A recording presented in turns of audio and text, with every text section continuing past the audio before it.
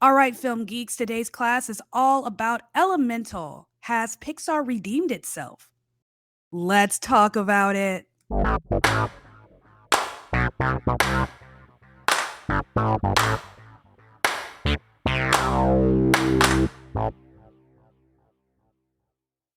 What's up, y'all? Welcome back to another episode of All Right, Let's Talk About It. My name is Savannah. I am your host. I do film reviews and film industry commentary. Now, I know I told y'all I'd do an episode on Transformers and try to get it to y'all by 6 p.m. last Friday.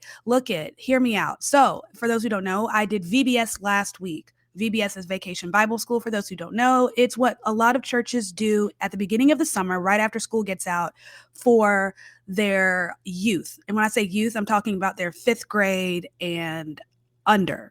So from like pre-K to fifth grade, it's a week-long thing they do for those kids. And it's a lot of fun. It's so cool. We had like a camping theme. And my job at VBS was watching babies. So watching staff kids and volunteer kids. And when I say babies, I mean babies. My kids were under the age of 2. And that's who I spent pretty much the entire time with. Now, VBS itself, Monday through Friday, was like 9 a.m. to 12, but I got there early. So I would get there at like 7 a.m. and some days I wouldn't leave until like 2:30, 3:30. Because in addition to watching volunteer kids who would leave at about 12, I was also watching staff kids who sometimes wouldn't leave until the end of their normal workday. So yeah, that was my week last week. So by the time I got home from all of that, I was just exhausted. I was so tired. And then, as per usual, when you kind of work yourself like that for a very long, physically like that, you might get a cold. And I did. I got a little cold. Just was kind of knocked out Saturday, recovered a bit. Sunday, I had a headache. I went back to church and, served in children's church like I normally do. And got to Monday and I was still just kind of like flat out. I was just not with it. So yeah, we just said, you know what, we're just gonna leave the Transformers on Instagram and TikTok. There's really not much more to say to it than that, to be honest with you. But we're back on our regular schedule. Sort of. So today we are talking about Elemental. You're also gonna get an episode on the Blackening, and it'll probably pop up right after this one. And then we're going to talk about what next week is going to look like. So stay tuned to the end for that one. Now, Elemental. Okay, Pixar right out the gate, almost a year to the day after Lightyear released. So kind of recap. So I didn't actually see Lightyear. I wasn't interested. I want to say 8 or 9 when the first Toy Story movie came out. So I have grown up with Pixar. I remember life before Pixar. And I remember when Toy Story came out, and I remember this sense of just awe about the animation. We'd never seen anything like it. I imagine this is what it must have been like for people watching Steamboat Willie for the very first time in the 20s. Seeing something so new and so crazy come to life like that. Seeing that kind of digital animation for the first time it was insane. It was absolutely insane. It was mind-blowing. It was world-changing, world-shifting. It was industry shifting. It changed the industry.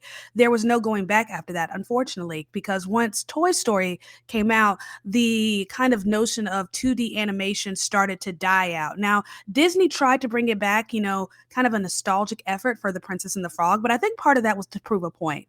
I don't think that was as genuine and heartwarming and wholesome and sweet as they made it out to be. I think they were honestly trying to prove a point that 2D animation didn't have the same kind of flair. Now I'm getting on a little tangent. So I grew up with Toy Story, right? I've seen the first 3. I have no desire whatsoever to see the fourth one. The third one was kind of traumatizing, honestly. That ending was so unnecessary. But yeah, so when they announced they were doing a Buzz Lightyear, prequel, at first I was like, oh, cool, that sounds interesting. But then I saw the animation for it and I was like, nah, that doesn't look like Buzz Lightyear. Like, I understand the premise behind it. It's supposed to be this is the movie that inspired the toy. But I'm like, that doesn't look like Buzz. I've had the same Buzz for what, 20 years, 20 plus years at this point. He's always looked a certain way. And so now you're going to give me this Buzz that looks a little bit different. I just wasn't quite with it. I couldn't quite jive with it. And they decided not to use Tim Allen's voice. Instead, they used Chris Evans, Captain America. We all love Christopher Jamal Evans, and that's not his real middle name. It's a TikTok joke. But we all love Chris Evans, right? Love him to death. He's wonderful, sweet, wholesome. We love him, right? But he's not Buzz Lightyear. And I think that was kind of the undoing for a lot of people. So, number one, it was a movie that nobody asked for. Number two, the animation looked very different from what we're used to with respect to Toy Story and Buzz Lightyear. And number three, it wasn't his voice. So ultimately, it just wasn't Buzz. And then Disney decided to stick their foot in their mouths by talking about the gay kiss that's in the movie. I think this scene is like maybe barely a second long, but Disney made a big stink about it, which was a mistake on their part. If you're going to sneak something like that into a movie, a children's movie in particular, don't talk about it. Don't talk about it. You already have people out here screaming at the top of their lungs. They're after our kids. They're coming for our kids. They're trying to indoctrinate our kids. Don't give them a reason to be right. I'm not saying they're right or wrong, but I'm saying don't give them a reason. Why would you do that? Disney can't seem to figure it out or learn anything. You had Lightyear that decided to, stick its foot in its mouth and think, oh, we're just going to push this little agenda here and it's going to get us so much money. And it didn't. They lost $100 million on that movie. And then you had Strange World or Stranger World that came out around November, which they did no marketing for. None. I remember, y'all, I go to the movies every single week. Now, from about August 25th, that's when the invitation came out on a Thursday, until the end of the year, I went to the movies every single week except for 1 week. It was that week leading up to Halloween. I actually went back home to North Carolina for a wedding. So every week I go to the movies and I see all different kinds of movies, right? And I never saw any kind of advertisement for this movie. Like nothing. Nothing. And then all of a sudden, oh, new Disney movie coming out this weekend, Thanksgiving week. And I'm scrolling through TikTok and I'm seeing Jake Gyllenhaal talk about his new movie. And I'm like, what do you mean Jake Gyllenhaal has a new movie out? If Jake Gyllenhaal has a new movie out, I usually know about it, but it's this new Disney film. And they just weren't talking about it. But it turns out one of the main characters, I believe, is gay. And again, this is Disney kind of trying to stick its foot in its mouth by bringing this stuff up to the surface before people even have a chance to decide, is this something I want to see? Either give them the option and be confident that people will choose you, or keep your mouth shut and let people be surprised. We're not quite to the point where people want to see this stuff in children's movies. Okay, you can't force it. We may never even get to that point. But Disney, again, didn't really quite learn. Then we have The Little Mermaid that came out this year and decided they wanted to announce all of the radical little changes they made. Never mind the changes in characters like Sebastian and Flounder. We can go off on how awful those look, but telling us, oh, we changed some of the lyrics and the songs to fit a more modern audience, because consent matters. Never mind the original Ariel signed her name on the dotted line, agreeing that in order to get her voice back and keep her legs, she had to kiss a boy. She had to get that first love's kiss. She knew the mission. She was ready to go. I mean, she got a little distracted. She was 16 years old, but she knew consent was implied. It was understood. She signed her name. But instead, they decided, oh, well, we're just going to take that whole part out of it. We're going to make it so that Ariel forgets about everything. And now we're going to make it so that Eric has to ask for consent. It was so unnecessary. And they had to do all of these major changes to the story just to make one line in a song make sense. And then Disney does the stupid thing by telling us before the movie comes out. They also decided they wanted to tell us before the movie came out. I didn't know this, but I went back and looked, and yeah, they mentioned this, that they'd taken out pieces of Poor Unfortunate Souls. They took out the piece of the song where she's like, you have your looks, your pretty face. Like that's the best part of the song. And my God, was I looking forward to watching Melissa McCarthy body that part. I mean, it's so sassy, it's gravelly. I just wanted to see her just get into it and do it. And she didn't. And I was so disappointed. And now we have The Little Mermaid kind of creeping towards a commercial flop. It's slowly but surely creeping that way. It's looking like Disney's going to lose some money on this movie. Now we have Elemental come out. And again, y'all, I go to the movies every single week. I have been to the movies every single week this year, sometimes 2 times, sometimes 3 times in a week. I can count on probably one hand how many times I've seen the teaser trailer for Elemental. And it wasn't until I think very recently that I started seeing the full-length trailer for Elemental. They really haven't been pushing this movie. They really haven't been marketing it, which makes no sense to me because last year's effort They lost $100 million. You think you want to push this new movie, put it out there as this new grand thing. We're back to the amazing, beautiful art of Pixar telling stories, yada, yada, yada. But no, there seems to be no effort. It's like they've kind of lost themselves. I mean, Pixar's kind of going through it anyway. They ex-nayed two of their big executives, well, executives, I should say, OG members. So there's the guy who directed Lightyear last year who got laid off. He has been with the company since at least A Bug's Life. He's had his hand on nearly every Pixar movie since A Bug's Life. And then you have one of the producers for Lightyear who was laid off. And she is actually credited with saving Toy Story 2. So when they were making Toy Story 2, there was some kind of malfunction, something happened, I'm not sure, where they actually lost the films. Some files got deleted. Well, this woman was on maternity leave, had her laptop at home. Lucky for her, she still had the movie saved on her personal computer, and they were able to continue. So yeah, she's credited with saving Toy Story 2, and they let her go. So a lot of changes have been made for Disney's going through it right now. I think everybody understands this, and it's not just, whatever they're dealing with Florida. That's the least of their problems, okay? But from a movie production standpoint, if it weren't for Marvel, if it weren't for 20th Century Fox, Disney would be in the toilet right now. They're not doing well. So thank God for the subsidiaries of the Walt Disney Production Company umbrella that are doing well. Because if it was left to Walt Disney, Animations or Walt Disney Pictures, good God, we would see the end of Disney.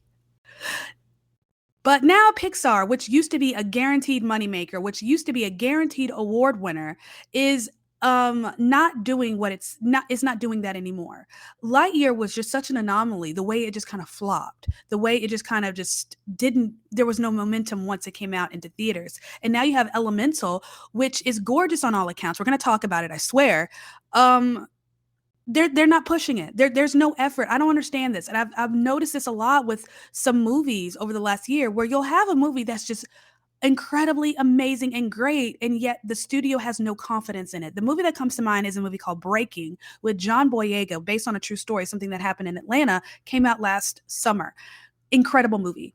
Great movie. Now, it was missing kind of a thematic center, but I think that's kind of fine though, because based on a true story, you don't always need a thematic center. Sometimes it's all about a series of events.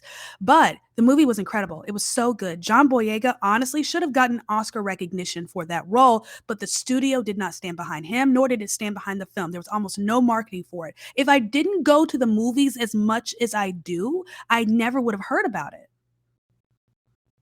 And now we're here at Elemental. So let's talk about it. Let's get into it. What did I think? And should you go see it?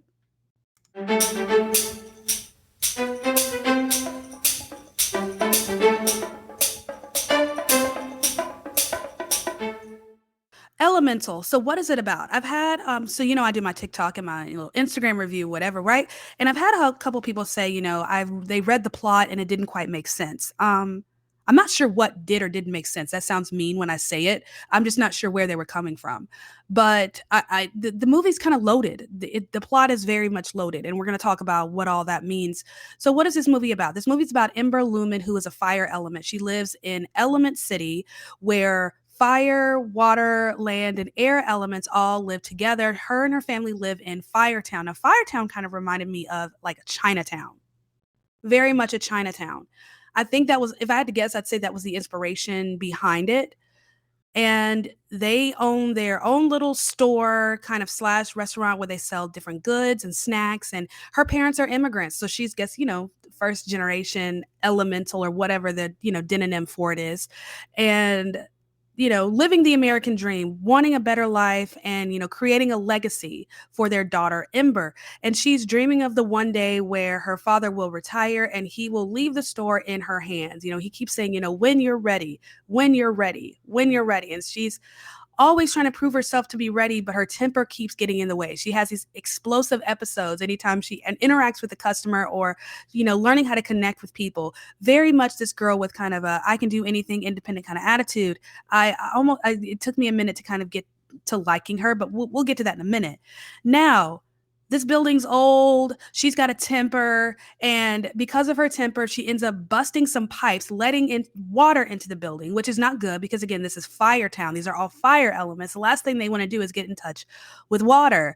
And that's how she meets Wade. Wade is a water element and he's a bit of a sap. He cries a lot and he's very sentimental and just, um, we're going to talk about all of that in a minute because I had a lot of gripes with the way they frame these characters a bit. Yes, it's a children's movie. I had so many people say that to me about The Little Mermaid. Like, it's a children's movie. Like, why are you looking? Like, have you never read a film review before? But anyway, I'm griping.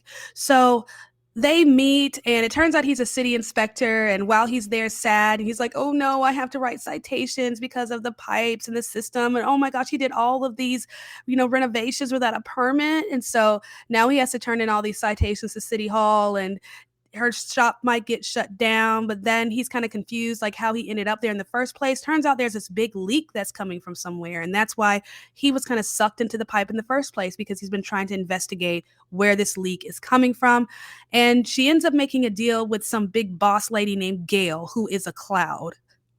I love the little subtle irony in here. And hey, if you can find the leak and if you can fix it, we will, forget the citation. So Ember and Wade go on this kind of journey together to figure out where the leak is coming from. And on the way to kind of figure out where the leak is coming from, they get to know one another. They're spending time together, and this love story kind of blossoms and develops. And you have Wade, who is just this really sentimental, like sappy kind of dude, and Ember, who is just very defensive, has walls up. She's got an attitude. She's, I'm, going to make my daddy proud kind of deal. And, it's all about kind of breaking down these barriers and getting to know one another. He doesn't have to be so sappy. He can be very strong for her, and she can kind of let her guard down and be easy. Very simple love story, right? And honestly, it's the best part of the whole movie. Now, there will be spoilers more than likely. I don't know how, I make no promises. What gets said gets said. So spoiler alert, possibly. Now, the love story is the best part of the movie because the direction here is just very heavy-handed. Now, there are a lot of social issues they're trying to push into this movie. They're really trying to make this a social commentary, which Pixar has a tendency to do, but they usually do it very, very well. They usually just kind of take that social issue and make it the plot and then kind of weave little things here and there out of it. However, in this movie, the love story is the plot. And these social issues are just kind of like thrown onto the ship like barnacles, and they just kind of stick out awkwardly. But truthfully, you could have taken all that extra out and just had the love story, and this would have been beautiful. It would have been wonderful. It would have been simple. But no, we're in an era right now where everybody wants to force social issues into a film. When people talk about, or they ask, like, is the movie woke? I think Elemental kind of provides a good example for that. Not that this movie is super woke, I don't think so, only in the fact that it's trying to push social issues, talking about interracial dating, discrimination, and immigration. But I think this movie it's a good example. It's a good kind of starting point to have the conversation, because this is what people mean when they say, is the movie woke? What they're asking is this movie trying to push an agenda? Is this movie trying to teach me a lesson? Is this movie trying to do something other than entertain me? Is this movie trying to tell me that there's something wrong with me, or there's something wrong with the world that I live in, or my worldview? Is this movie trying to preach? That's what people are asking when they say, is the movie woke? I mean, we're talking about this modern word of woke, which at one point was kind of an African-American political term, talking about being, aware of racial discrimination and all that jazz. But now it's been kind of co-opted, as language does. That's what happens. Words don't always, words get, taken, changed, rearranged. That's just how language works, right? So this word has kind of been co-opted and twisted and turned into something very, very negative. So when someone says, oh, that person is woke, what they're implying is that this person is trying to push a progressive agenda that is ultimately regressive. People try to say, oh, if you're saying something's woke, you're just racist. That's just a way to avoid the conversation. But ultimately, when someone asks, well, is this woke? They're trying to push a woke agenda. Basically, they're trying to push a progressive agenda that is ultimately harmful and regressive.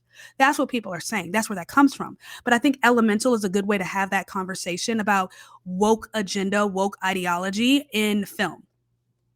if you want to have that conversation, because this film does what woke films do without being woke. This movie is just trying to push normal issues that we talk about on a regular basis, but it does it in such a clumsy, ham-fisted kind of way. I mean, if you want to talk about interracial dating, you didn't really have to do too much. I mean, you have a fire element and a water element, two complete opposites. I mean, the perfect example, because you have these two elements that when they're together could ultimately destroy one another.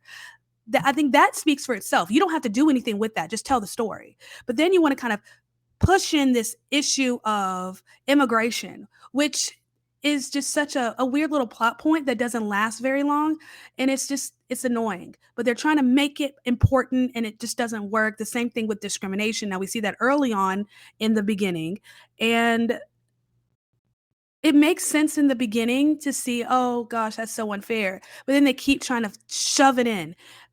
And it doesn't work because why? You have this love story that's so much bigger than everything else. So they're trying to make all of that make sense within a love story. And it would make sense given these two characters are polar opposites, and it makes sense that they would deal with these things, but it's just too heavy and it's too much and it's too forced. Instead of letting the story just kind of tell itself and let these characters kind of deal with the issues as they come, they're trying to make them deal with these issues at time in moments where it just doesn't make sense. Does that make sense? It's just I hate heavy-handed direction. Don't try to tell me what to think. Just tell the damn story and let me get there on my own. That's where I'm at. So that was my only real gripe with the movie, just the ham-fisted, heavy-handed direction. Now, aside from that, the movie's gorgeous. This movie is absolutely beautiful. This is stunning. If out of all the Pixar movies that I've seen in terms of just color scheme, this is probably the best color schemed, colorful Pixar film that I have seen in a very long time. In terms of animation, they've really outdone themselves. And I almost kind of hate it because the story is just too damn heavy for how pretty this movie is. Honestly, they should have just made it story light. They're trying to do too much at once. I think I've talked about this before, where if you're going to have a story that's visually heavy, you need to make your story light. Avatar is like that. Avatar, James Cameron's good with this with Avatar because he has a movie that is visually heavy, and the story is incredibly light. The story does not overshadow the visuals. Sometimes you have to make a choice. What are you trying to showcase here? Are you trying to showcase the visuals or are you trying to showcase the story? And in that case, you kind of have to find a balance here. But the story is just too damn heavy that the visuals just kind of fall by the wayside. They're trying to put too much in your head and they're not trying to let your eyes breathe. Does that make sense? Does that make sense? Another movie that's kind of like that would be The Northman from last year, which is visually heavy. A visually heavy film, but a very light story. And it just kind of balances out. A lot of people didn't like, I love that movie. I'm obsessed with that movie. Oh, I could watch it over and over. I love that movie. But this movie tries to do too much at one time. It tries to maintain the visual heaviness, the visual spectacle that is this movie, while maintaining a very heavy storyline. And it's just too much. It's too bloated. But it's visually stunning. It's beautifully done. The animation is so crisp and so clear. It's just, oh, it's gorgeous. It's gorgeous. I feel like in terms of animation, Pixar is starting to refigure itself out. They're getting back to who they are, but story-wise, it seems Pixar is struggling. It seems Disney in general, when it comes to storytelling, they're struggling. They've lost the simplistic magic that made Disney so amazing because Disney understood, it was all about the animation, the magic of the animation. The story was just kind of there to move the animation along. I think Disney's kind of lost that a bit, but I feel like maybe they can get back. I'm looking forward to Wish in the fall. I feel like maybe Wish can do it because that's a visually heavy film. We'll have to talk about my reaction to that trailer another time, but yeah, so movie is visually gorgeous. The story is just incredibly heavy. I mean, that's really all I can say about that. Now, I mentioned how the characters I had some gripes with the way they did the characters. Just hang on tight. That involves a rant. So just buckle up. Buckle up.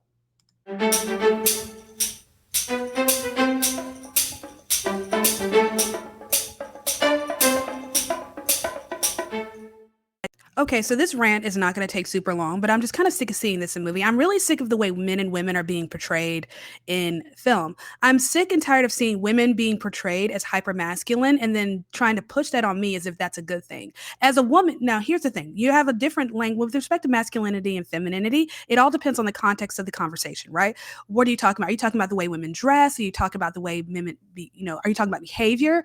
But when it comes to being in your masculine, and that's the thing with Ember, is that she's in her masculine. This is very relationship kind of language, where it's hyper independence. She has walls up. She's tough. She's got an attitude because she's put people at a distance, but yet she's struggling to kind of bring people in.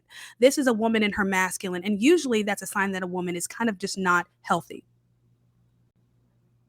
And I'm saying this as someone who lives like that a lot, as someone who is always in her masculine, someone who's always kind of in survival mode, someone who's always, ready to go to war, ready to fight, ready to have it out, ready to defend themselves, you know, trying to push off this idea that being that way as a woman is such a good thing. And it's really not. It's kind of unhealthy. And I'm kind of tired of it. I think about the movie The Invitation. I honestly just need to do a podcast episode on the movie The Invitation. As much as I gripe about that movie, I just need to get it done. Now, they tried to push this woman, Evie, on us as this, protagonist who is in her masculine, very hyper independent, has an attitude, and we're supposed to just follow behind her like she's the holy grail. She's the one we're supposed to be rooting for. But honestly, from the get-go, she's very unlikable. And I think number one, because we're sick of seeing women like that. Number two, a lot of women are like that and they don't like it themselves. And then to see it on TV, it just makes it look even worse. But I'm just kind of sick of that. I'm sick of, people just kind of dismissing the feminine aspects of womanhood, not just the way that we dress, but even in our behavior, the way we relate to other people. Some of the things about us naturally that are just wonderful as women that are kind of just stripped from characters in film and television. I'm sick of it. And then you have this beta male, literally wet fish of a man, Wade. Now he starts to come out of that and he starts to gain a little bit of strength, but I'm sick and tired of seeing men who are kind of feminized in film being praised and then men who are masculine being demonized. I'm tired of it. I'm tired. I'm tired of it. I'm tired of. That's when people are talking about woke. That's another thing. Trying to push this idea that women as they are, it's a bad thing, and men as they are, it's a bad thing. And if we can just switch them a little bit, that would be golden. No, that's how society gets unhealthy. When you strip women of what they are and what makes them amazing, and you strip a man of who he is and what makes him amazing. That's why society is the way it is right now, because we're trying to run from what's innate and what's natural. Does this mean women are supposed to be in the home? No, I can't cook to save my life. I do just enough to feed myself. I don't know how I would ever do as a stay-at-home wife, but I know the 9 to 5 life, I can't stand it. But there's something about being a woman that's just innately feminine. Now, I know some of y'all think, well, I'm not a feminine. No, I'm not saying you're a feminine woman in terms of the way you express yourself, but there's something innately feminine about us that just makes us special. The same thing with a man and his masculinity. Now, we all have aspects of femininity and masculinity, but there's something about the woman femininity that's just so unique and so special. And and Hollywood just hates it. And I'm kind of sick of it. Honestly, that's the end of my rant. I'm done. I swear.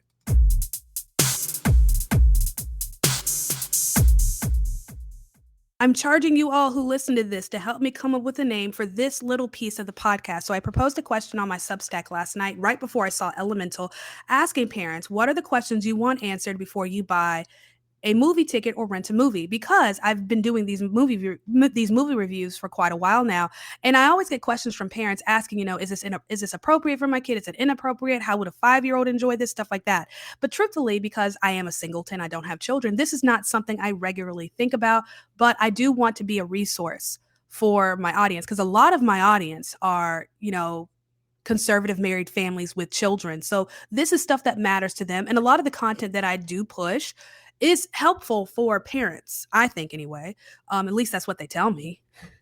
So I don't see why my movie reviews should be any different. So I really wanted to dedicate just a special little segment for parents who are wondering, is this going to be appropriate for my child? So I need to call this something. I needed to have its own little name because I'm weird like that. So is this movie appropriate for children? Last I checked, this movie was rated PG, directed by Peter Sohn.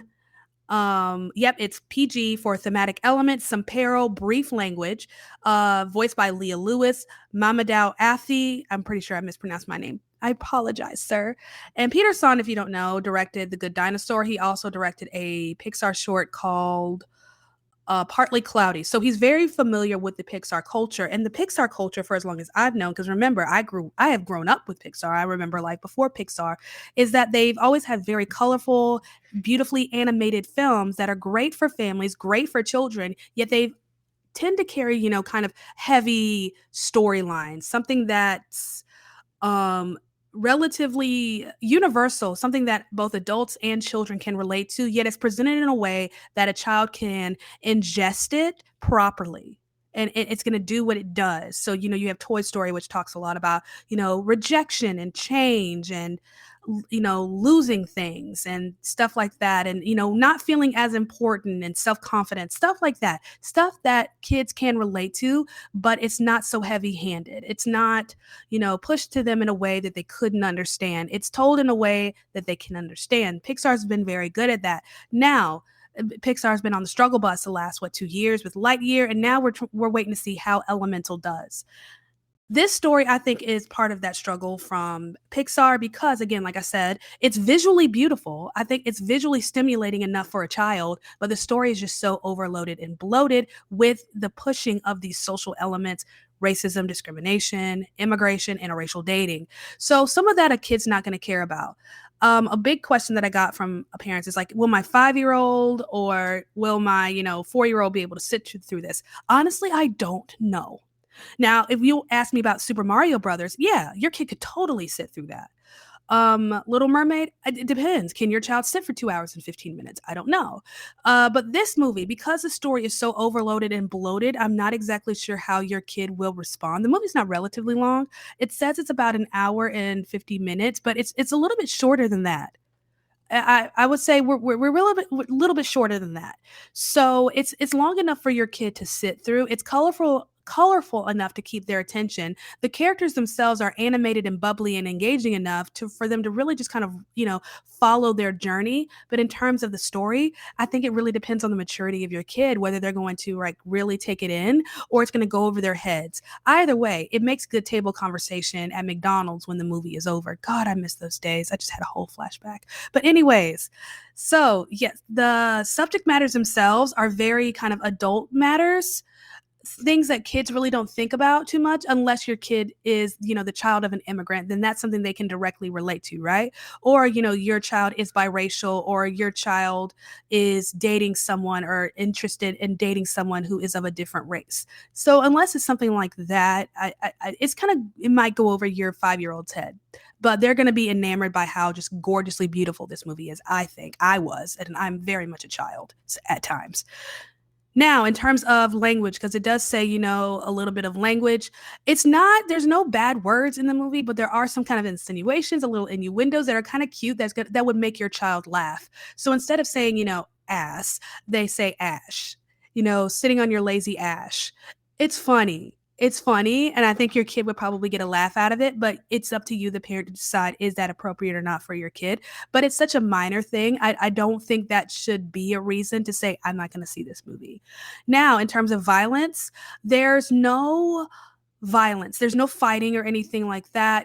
Brief arguments here and there. This movie is actually very family positive. And I know that's something a lot of families have been searching for, movies that are family positive, that's not going to encourage their child to disrespect their parents, right?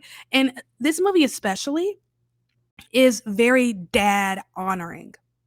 This movie really honors dads, which makes sense to me why it would come out this weekend, Father's Day. I can't believe they didn't push that and they didn't market that because this movie really does honor a dad-child relationship. You have Ember, who has a great relationship with her dad. She's very much daddy's girl. Her mom really is kind of a side character here, but it's all about her and her dad, and she loves her dad, and she wants to be just like him. She wants to run the store like him until she realized, maybe that's that's not my dream. That's more his dream, but I don't want to disappoint him. I want to be my own person, but I don't want to make him mad. I want him to always be proud of me. Kind of that deal, right? And then you have Wade, who we believe it's kind of insinuated that his father has passed or he's gone somewhere. And he talks about a tumultuous relationship that he had with his father. They were like water and oil, he says. And he talks about how he has regrets that he didn't really express to his father how much he loved him. And then we have Ember's dad talking about how he was trying to honor his father and love his father as he was leaving their original country of Fireland, and his dad did not honor him back, and just the hurt and kind of pain that he deals with that, loving his father and his father not reciprocating that love. And then you have another character named Gail, who is at a Windbreakers game, which is kind of a sport. I don't know, it reminded me of Quidditch. And she talks about how she loves to go to the games because it was something she did with her father. So this movie is very dad honoring. If you are a father and you happen to get this far into the podcast, I highly recommend taking you this. This is a father-child kind of movie. Honestly, I really hate I didn't mention that in my TikTok. But yeah, I think this is a good father-child, father-daughter, father-son kind of movie. So if you're wanting something to do with your dad on Father's Day, I think this will be a good movie to do. I don't know. I think it will be a good movie for that. So yeah, it's no violence, no fighting. There are some, Ember loses her temper and kind of explodes a bit. Very kind of tumultuous scenes with water because, the dam is about to break kind of deal, and rushing water, trying to fix this leak. So kind of tumultuous scenes in that way, natural disasters and whatnot, but nothing that would freak your child out too much unless they're deathly afraid of water. So yeah, I think this is a good movie for your kid. It is rated PG, so keep that in mind. Do see it with your child. Just in case they have any questions, you're there to answer. But yeah, I would, rate this child safe. Now I got to come up with a rating system. Why did I do that to myself? Want to advertise on this podcast? Check the episode description to see how you can be featured on the next episode.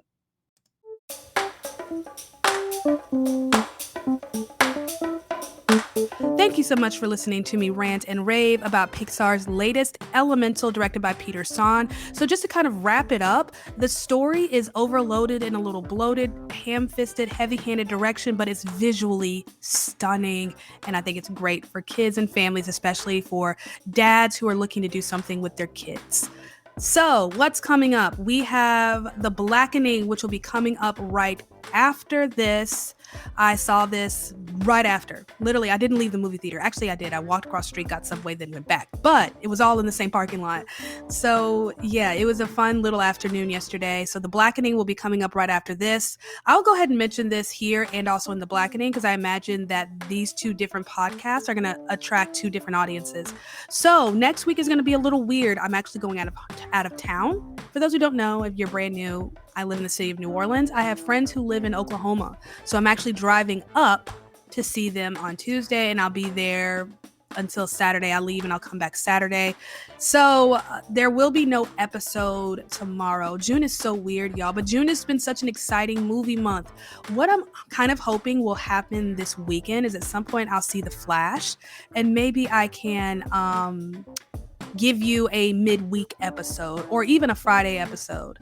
I think that'll be a little exciting. I don't know. That's the cross our fingers and hope. So don't expect an episode next week. I'm going to just have to find a way to get to the movies because I can't break my streak of going to the movies every week. So I might have to just do something on a Monday afternoon and just call it good. Or, Sunday is still part of the week. I'll probably end up seeing something on a Sunday. And then we'll see what happens in the next week, y'all. So July starts in what? 2 weeks, right? My calendar skills for June are terrible. So yeah, next week I'll be in Oklahoma. The week after that is the last full week of June. So what's coming out June 30th? If I'm not mistaken, while I have my phone in my hand, I'm pretty sure that Indiana Jones comes out on I was correct. So Indiana Jones and the Dial of Destiny and Ruby Gillman Teenage Kraken is coming out on the 30th. So I'll probably end up seeing those on the 7th. Now, what comes out next weekend, which I'll probably try to see on the Sunday after I come back? No Hard Feelings with Jennifer Lawrence. I love her, y'all. And Asteroid City, which I believe is a Wes Anderson film, if I'm not mistaken. I know Scarlett Johansson is in it. Oh, she's so pretty, it makes me sick. But yeah, so you are going to get episodes at some point for No Hard Feelings, Asteroid City. I'm going to go see Indiana Jones and Ruby Gillman. Ruby Gillman, this is the thing about Disney and DreamWorks, is they've had this little rivalry going on. Golly, since for years. Whenever Disney releases something, DreamWorks has an answer, right? Right. So Ruby Gillman, Teenage Kraken is kind of DreamWorks' response to The Little Mermaid. I love it though. That rivalry is just wonderful, and I'm so glad to see it. So yeah, that's what's coming up. It's gonna be a wonky kind of week, episodes all over the place, but honestly, I'm kind of looking forward to it. I can't wait. So what else is coming up? So let's go ahead and, while we're here, sitting here talking to one another, take a good look at June. Now there's a movie called Sound of Freedom that's coming out sometime in July that I am looking forward to. But it's going to be a limited release. So when that gets wide, you're going to hear from me. Insidious, The Red Door. I can't wait. That comes out July 7th. So that's July 4th week. Another movie called Joyride. It's a comedy. It does not look like anything I'd ever want to see, but I might see it anyway because why not? Who doesn't enjoy torturing themselves? And then Mission Impossible comes out July 12th. Y'all, July is going to be such an overloaded movie month. Barbie comes out July 21st. Oppenheimer, oh my god, that's gonna be my first IMAX experience. Y'all, I didn't even mention, so I saw Elemental in Prime. So, you have your regular digital theaters, right, at AMC. You also have IMAX and you have Prime. I didn't know it was Prime when I got the ticket. I just got a ticket for a 3:00 show because I had already gotten my ticket for 6:00 for The Blackening. So I just got the 3:00 show. I didn't even look to see what kind of theater it was. What difference does it make? Because I have AMC A-list. It's not like I'm paying for tickets. So I go into it realizing this is Prime, and y'all, it's like surround sound. When I say surround sound, like you can feel the bass under the seat. It's a full theater experience, and it made the movie that much better. The screen is wider and bigger and fuller, and the sound, it was such an experience. But yeah, so that's what's coming up. Be on the lookout for The Blackening coming up right after this. I love y'all so much, and I'll see you in the next episode.